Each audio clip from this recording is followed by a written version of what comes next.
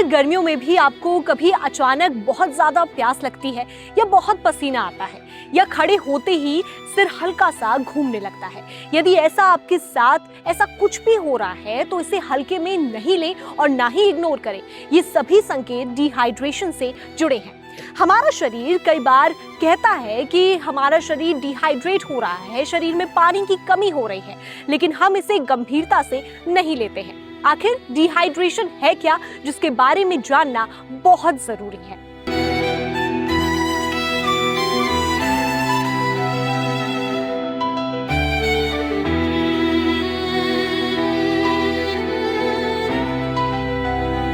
Dehydration का सीधा सा मतलब है कि हमारे शरीर में पानी और इलेक्ट्रोलाइट्स की कमी हो रही है। इस कमी का सीधा प्रभाव शरीर के सभी अंगों पर पड़ता है। हमारा शरीर 60% से ज्यादा पानी से बना है और ये पानी सिर्फ प्यास बुझाने के लिए नहीं है। मसलन ब्रेन और हार्ट में लगभग 73%, मांसपेशियों और किडनी में करीब 79%, वहीं स्किन की बात करें तो 64% और फेफड़ों में लगभग 83% पानी होता है। इसलिए शरीर में पानी की कमी से गंभीर समस्या हो सकती है। शरीर में पानी की कमी होते ही बॉडी सामान्य तरीके से काम नहीं कर पाती है। स्थिति तब और ज्यादा बिगड़ जाती है जब शरीर से पसीना, पेशाब, उल्टी या दस्त के जरिए ज्यादा तरल बाहर निकल जाता है। इससे शरीर में पानी का संतुलन बिगड़ जाता है और डिहाइड्रेशन की स्थिति बन जाती है। अब सवाल ये उठता है, शरीर में मौजूद पानी क्या करता है? यह हमारे शरीर के हर एक काम में मदद करता है। तापमान को कंट्रोल करता है, पोषक तत्वों को कोशिकाओं तक पहुंचाता भी है, शरीर से गंदगी बाहर निकालता है और हमारे जोड़ों को स्मूथ मूवमेंट देता है। जैसे ही शरीर में पानी की कमी होने लगती है, यानी जितना पानी बाहर जा रहा है, यदि हम उतना ही पानी शरीर को वापस नहीं पहुंचा रहे होते, वहीं से डिहाइड्रेशन की शुरुआत हो जाती है। और ये कमी सिर्फ पानी की नहीं होती, इलेक्ट्रोलाइट्स की भी होती है, जैसे सोडियम और पोटेशियम की भी। अब सवाल ये उठता है कि आखिर होता क्यों है, डिहाइड्रेशन क्यों होता है? सबसे बड़ा कारण है कम पानी पीना। हम दिन भर बिजी रहते हैं और प्यास लगने तक का इंतजार करते हैं और तब तक शरीर पहले ही डिहाइड्रेट होना शुरू हो चुका होता है। दूसरी वजह है ज्यादा पसीना आना।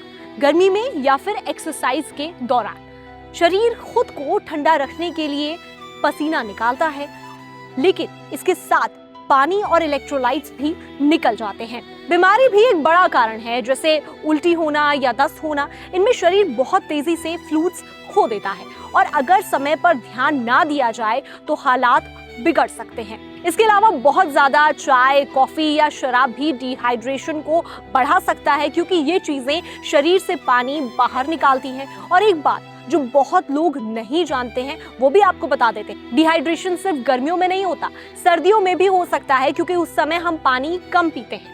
अब बात करते हैं इसके लक्षणों की। शुरुआत में शरीर छोटे छोटे संकेत देता है, जैसे बहुत ज्यादा प्यास लगना, मुंह सूखने लग जाना, होठों का फटना शुरू हो जाना, पेशाब कम आना या उसका रंग गहरा होना, थकान महसूस होना, वहीं सिरदर्द शुरू हो जाना। एक बहुत कॉमन चीज है, वो है चक्कर आना या फिर सिर का हल्का लगना, खासकर जब आप अचानक से खड़े होते हैं। ये सब शुरुआती संकेत हैं और अगर इन्हें समय पर पहचान लिया जाए तो डिहाइड्रेशन को आसानी से कंट्रोल किया जा सकता है। लेकिन अगर इसे इग्नोर किया जा रहा है तो ये गंभीर रूप ले सकता है, जैसे पेशाब बहुत कम या बंद हो जाना, दिल की धड़कन तेज होना, सांस तेज चलना, आंखों का धंसना, कंफ्यूजन या फिर बेहोशी तक। ऐसी स्थिति में तुरंत डॉक्टर के पास जाना बेहद जरूरी हो जाता है। अब सबसे जरूरी बात कर लेते हैं कि इससे बचा कैसे जाए, डिहाइड्रेशन से कैसे बच सकते हैं। सबसे सिंपल चीज है, दिन भर में नियमित पानी पीजिए। प्यास लगने का इंतजार तो बिल्कुल मत कीजिए। शरीर को हाइड्रेट रखने के लिए नारियल पानी आप पी सकते हैं, वहीं ORS का घोल आप बना सकते हैं और उसका सेवन कर सकते हैं, या फिर पानी से भरपूर फल जैसे कि तरबूज हुआ, खीरा हुआ, संतरा हुआ, इन सभी का सेवन आप कर सकते हैं। एक आसान तरीका ये भी है, अपने पेशाब के रंग पर ध्यान दीजिए। अगर वो हल्का है तो आप ठीक से हाइड्रेटेड हैं और अगर गहरा है तो पानी बढ़ाने की आपको जरूरत है। और एक और बात ध्यान रखें कि सिर्फ जूस या सोडा पीना समाधान नहीं होता है, क्योंकि इनमें शुगर कंटेंट बहुत ज़्यादा होता है जो कि डिहाइड्रेशन को और ज़्यादा बढ़ा सकता है। अगर आपको बहुत ज़्यादा कमज़ोरी लग रही है या बार बार चक्कर महसूस हो रहे हैं तो खुद से इलाज करने के बजाय आपको डॉक्टर से संपर्क तुरंत करना चाहिए और ये बेहद बेहतर विकल्प है।